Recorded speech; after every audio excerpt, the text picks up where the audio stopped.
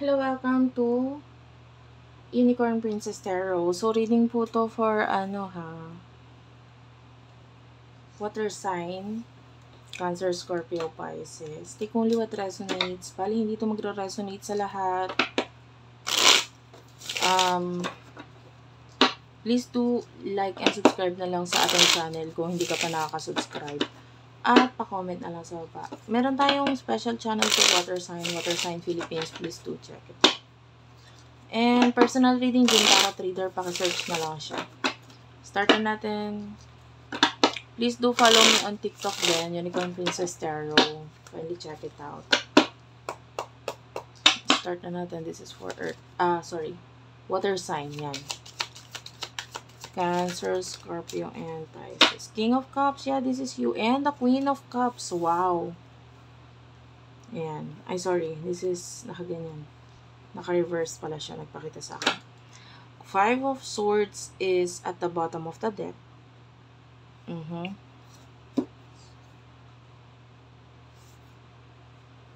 Nakarinig nga ba? I don't know kung may sakit ka ba ngayon. Like maybe sipon or what. Or maybe someone sa bahay ninyo.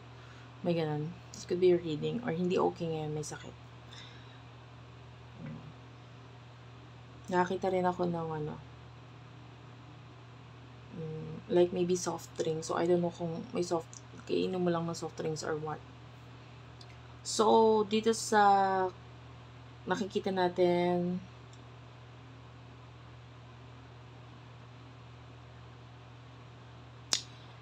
nakikita natin, mahal mo naman yung sarili mo, but part of you, may mga insecurities ka. Mahal mo yung sarili mo kung paano ka mag-isip, kung ano yung nangyayari sa'yo ngayon or what. Pero,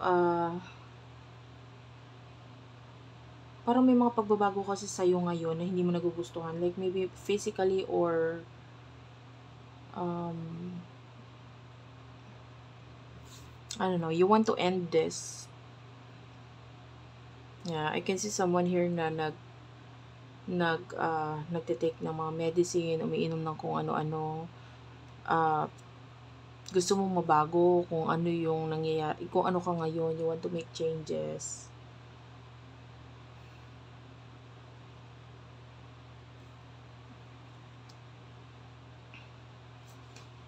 Some of you, pwedeng ang kakonect mo dito pagdating sa love is your soulmate or your twin flame.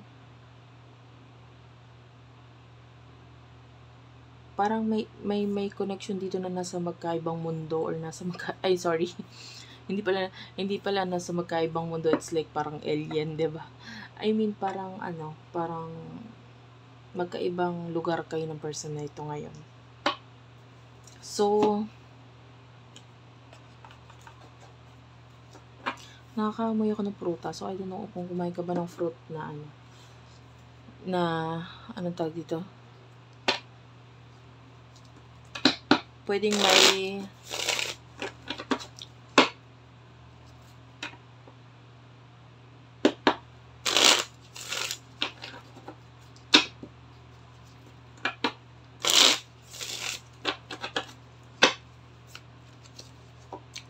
parang berry siya. Kanina ko pa yun parang naaamoy. So, I don't know if you're dealing with an earth sign. Parang sa earth sign ko siya naamoy. Parang same na amoy. Ganun. Anyway, take only what resonates.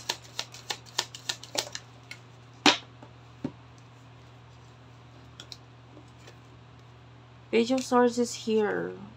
Five of Swords. Pakita lang ganito. Reversal pala. Matagal ko na kasi hindi nagamit yung card na ito. So, meron siyang reversal. So, I will read it in reverse.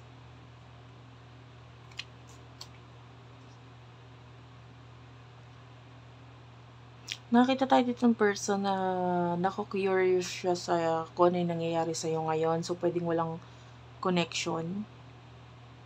Yan. And, I'm seeing a person na maganda yung kanyang reputasyon. Or vice versa, pwedeng ikaw yun na maganda reputasyon mo. Tapos parang ayaw niyang makagulo or ayaw niyang masira yung reputasyon mo. Or siya ito na nasa magandang reputasyon ang kanyang pangalan. Or maganda yung takbo ng buhay niya ngayon or what. But, I can see as a person na fearless. Walang kinakatakutan. Maybe someone a risk taker. And I can see a businessman, businesswoman. So, you could be dealing with that person. So, ngayon wala pa rin pagbabago sa sitwasyon ninyo nitong taon to. So, medyo matagal na kayong ganyan. You do have your come together. Both of you gusto ninyong magkaroon ng reconciliation sa isa't isa because parang pakiramdam ninyo that you are meant to be. Yan. You are for each other. Nararamdaman ninyo yung ganong connection. Someone here is not chasing anymore. Pwedeng isa sa inyo ang naging chaser in the past. So, if this is a twin flame connection, pwedeng naging chaser ang isa sa inyo pero ngayon hindi na nag-chase, hindi na naggagawa ng action or what. So, kaya nagkakaroon ng disconnection sa inyong dalawa. So, anong emotion niya para sa'yo? Ay, baliktad. Sa'yo muna tayo, no? Anong emotion mo sa taong ito? Emotion ninyo sa isa't isa? You do have the Page of Coins. Four of Swords is here. Ang dami mong iniisip ngayon. You are stressed.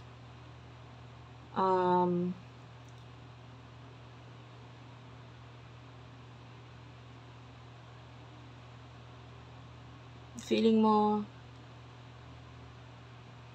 wala ka pang masyadong na-achieve sa buhay. Marami kang iniisip. I can see a very stressed person here. Sa ngayon, yun yung iniisip. By the way, may naririnig ako nagkakaraoke. So, I don't know kung may nagkakaraoke ba dyan sa paligid niyo. 9 of Wands is here.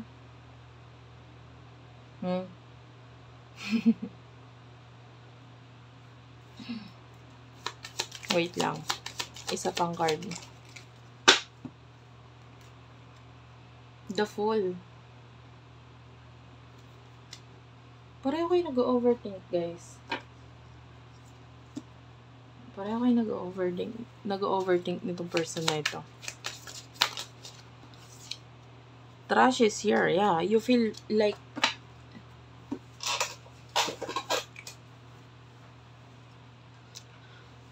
may spiritual connection ako nararamdaman talaga naman. Hindi ko ma-ignore. It's like a twin flame or soulmate connection. Guys,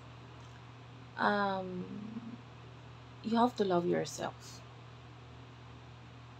Why? Kasi, if you're dealing with a twin flame, the more na mas minamahal mo yung sarili mo, the more na minamahal mo tong taong to. Oo, magkaiba kayong tao. Pero it's like you are one. Iisa lang kayo. So, huwag ka mag-overthink, huwag ka ma-stress, kasi pag nagkakaganyan ka, nagkakaganon din siya. In a different kind of situation. Pwedeng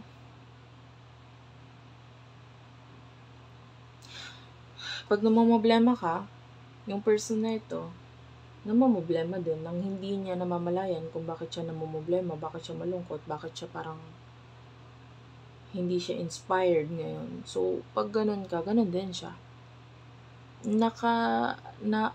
Nagli-live kayo or nabubuhay kayo sa magkaibang katawan. Pero yung soul na nararamdaman natin sa inyo is iisa. Okay? Parang kailangan yung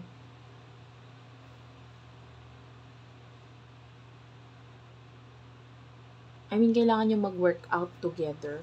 Like katulad ng piano keys na ito, diba? Kung makikita mo, it's like piano keys. Magkaiba yung magkaiba kayo ng ginagalawan. Pero, pag maganda yung mood mo, maganda rin yung mood niya, makakagawa kayo ng something na maganda. sa mga buhay ninyo nang separate. It's like creating music, no? Na pareho kayo ng tempo. Pero kung malungkot ka, nadadala siya, nalulungkot din siya, na hindi niya namamalayan, ganun.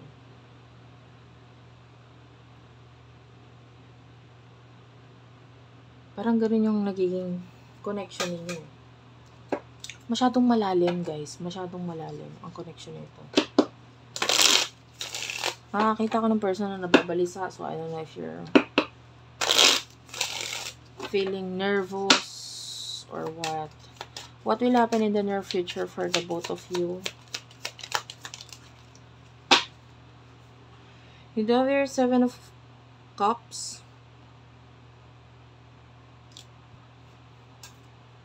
And the 7 of Coins. Oh, this is not good. For your person,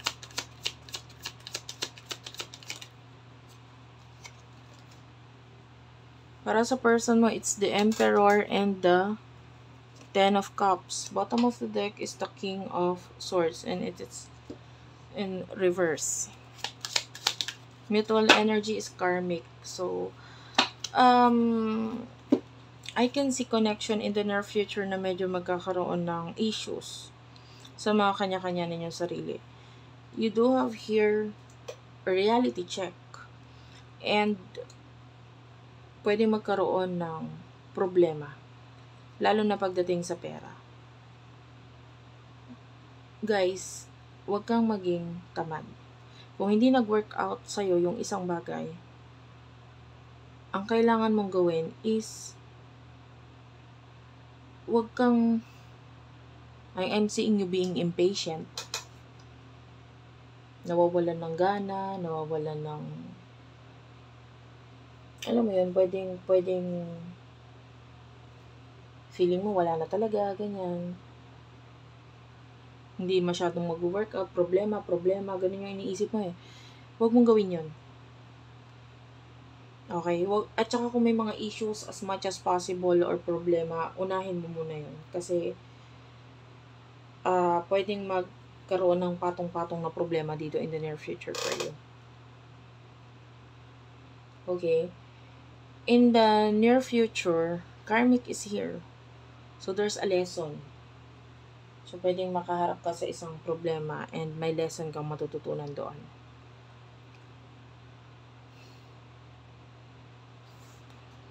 Sa person na ito, in the near future, nakakita rin tayo ng hindi stable na career. And pwedeng nakadepende lang siya sa family.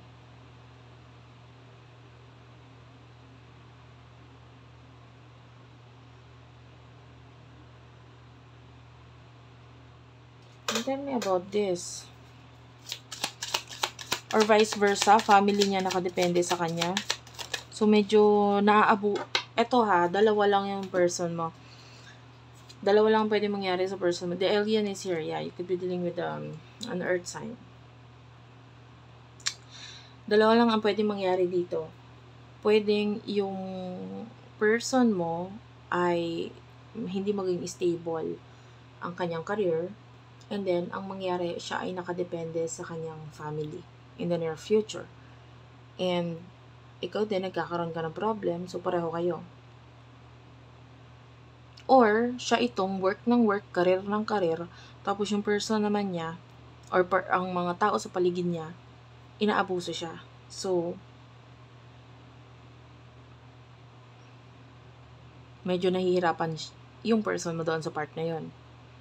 Kasi kahit anong talino niya, kahit anong galing niya, parang nagiging,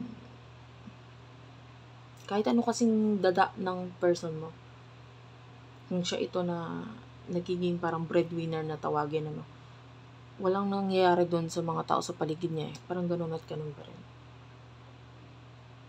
Okay. So, dahil ganito yung naging outcome, hindi maganda. Kuha tayo ng advice. No, what is the advice here for water sign.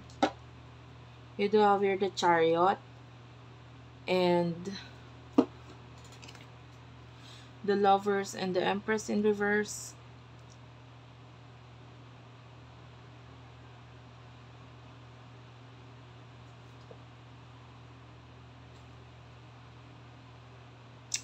For some of you, kung ano yung mga kailangan mo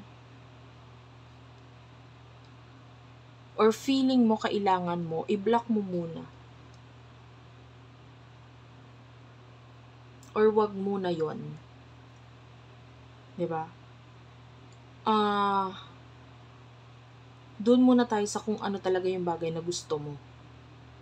Okay? Kung ano muna yung gusto mo. Bibigyan kita ng example. Pagdating sa money, kung nagkaka-problem ka regarding sa work or career, o let's say, halimbawa, nag-a-apply ka ng trabaho, and then, hindi naman masyado nag-work out sa'yo yung bagay na kailangan mo eh. Kailangan mo yun kasi mas malaki ang benefit mo doon. Mas malaki ang kikitain mo doon. Pero ito talaga yung bagay na gusto mo eh. Itong isang work or isang career. Maybe that's your hobby. That's what you want. That is what is making you happy. Diba? Yung isang career na yon. So, kung mamimili ka dun sa dalawang career na yon, you should choose the one na gusto mo muna. Yung gusto mo, yung naipapakita mo yung talent mo, yung masaya ka. Kesa doon sa kailangan mo siya kasi mas malaki yung makuha mo doon. Pero hindi masyadong maganda yung workplace or very toxic or maybe hindi ka pa ready or hindi ka pa prepared dun sa bagay na yon. Huwag mo muna doon.